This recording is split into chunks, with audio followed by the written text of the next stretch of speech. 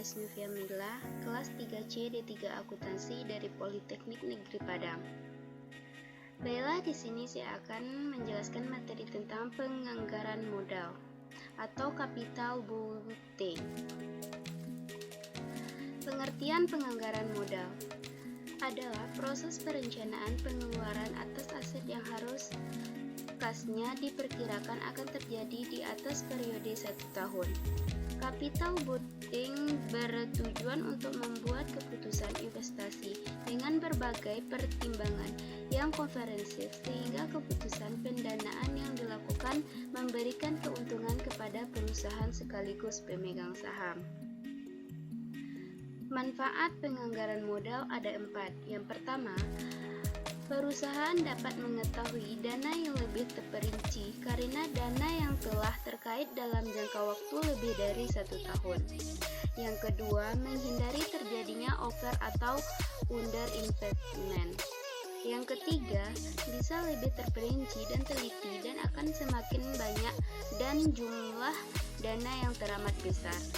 Yang keempat atau yang terakhir adalah menghindari terjadinya kesalah pada saat pembuatan keputusan atau decision making.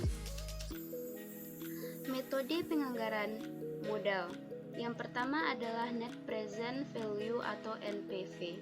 Metode yang ditekankan pada pengukuran seberapa besar selisih yang dapat dihasilkan antara nilai sekarang present value investasi dengan aliran kas bersih yang dihasilkan selama umur investasi, baik operasional maupun aliran kas bersih pada akhir umur investasi. Metode penganggaran modal yang kedua adalah internal rate of return atau IRR atau tingkat pengembalian internal. Metode penelitian investasi untuk mencari tingkat bunga diskon rate yang menyematkan nilai sekarang dari aliran kas neto dan investasi. Yang ketiga, metode penganggaran modal adalah tingkat pengembalian internal. Tingkat diskonto ketika nilai sekarang dari biaya sebuah proyek bernilai sama dengan nilai sekarang dari nilai akhirnya. Metode ini memiliki keunggulan signifikasi dibandingkan tingkat pengembalian internal atau IRR. Tingkat pengembalian internal yang dimodifikasi memiliki asumsi arus kas dari seluruh proyek akan diinvestasikan kembali pada tingkat biaya modal, sedangkan dalam metode tingkat pengembalian internal diasumsikan arus kas diinvestasikan kembali pada tingkat IRR itu sendiri.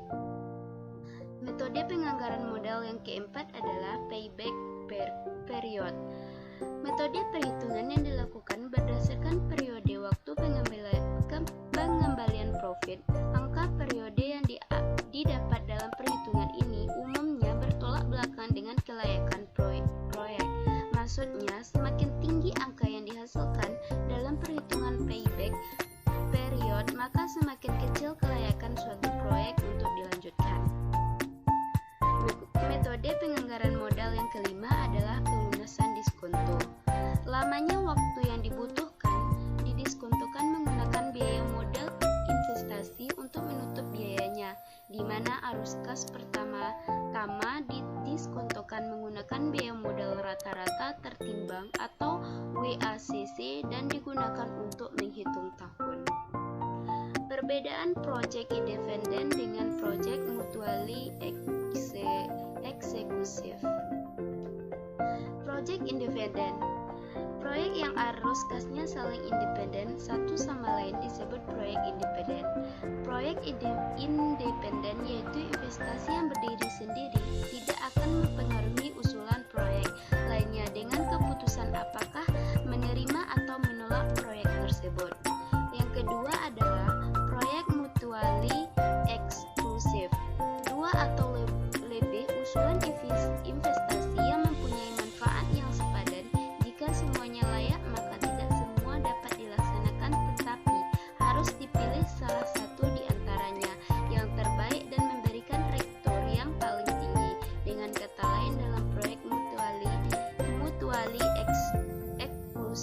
apabila suatu proyek diterima, proyek yang lain harus ditolak. Baiklah, kita masuk ke dalam pertanyaan singkat, di mana di halaman 487. Soalnya adalah proyek X dan Y memiliki arus kas berikut. Arus kas akhir tahun. Yang pertama adalah tahun 0 yaitu min $700, X, Y-nya adalah min $700. Tahun pertama yaitu X-nya adalah $500 dan Y-nya adalah $100. Tahun kedua X-nya $300, Y $300. Tahun ketiga 100 X, Y-nya adalah $600. WACC-nya sama dengan R atau sama dengan 10%. Pertanyaannya, jika biaya modal 10% cukup untuk kedua proyek, berapa NPV-nya? Yang kedua, manakah proyek yang akan Anda terima jika kedua proyek tersebut independen atau mutualis eksklusif?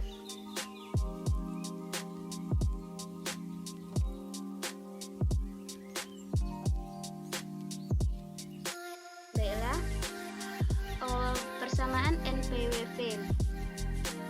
Yang jawaban yang A adalah rumus dari NPWP adalah CV 0 ditambah CV 1 per 1 ditambah R pangkat 1 ditambah CV 1 per 1 ditambah R pangkat 2 ditambah dan seterusnya sampai tak terhingga. Dimana yang pertama adalah NPWP sama dengan min 700 ditambah 500 per 1 ditambah 10% pangkat 1 ditambah 300 per 1 ditambah 10% pangkat 2 ditambah 100 per 1 tambah 10% pangkat 3.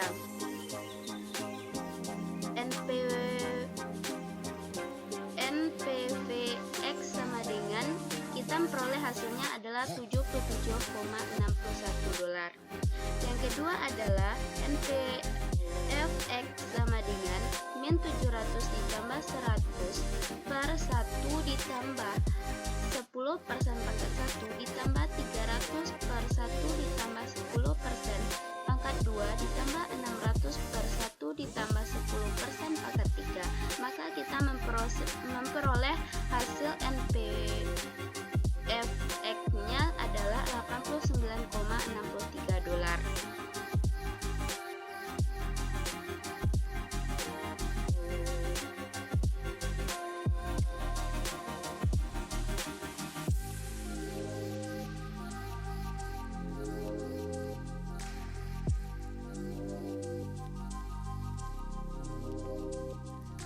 Jawaban yang kedua adalah jika kita memilihnya dengan project independen, maka kedua proyek diterima karena keduanya memiliki net present value NPV positif. Jika kita memilih project mutually eksklusif, maka adalah proyek Y yang dipilih karena memiliki net present value atau NPV positif yang lebih besar. Mungkin itu saja yang dapat saya jelaskan pada pertemuan kali ini. Jika ada kesalahan, maka saya mohon maaf. Assalamualaikum warahmatullahi wabarakatuh.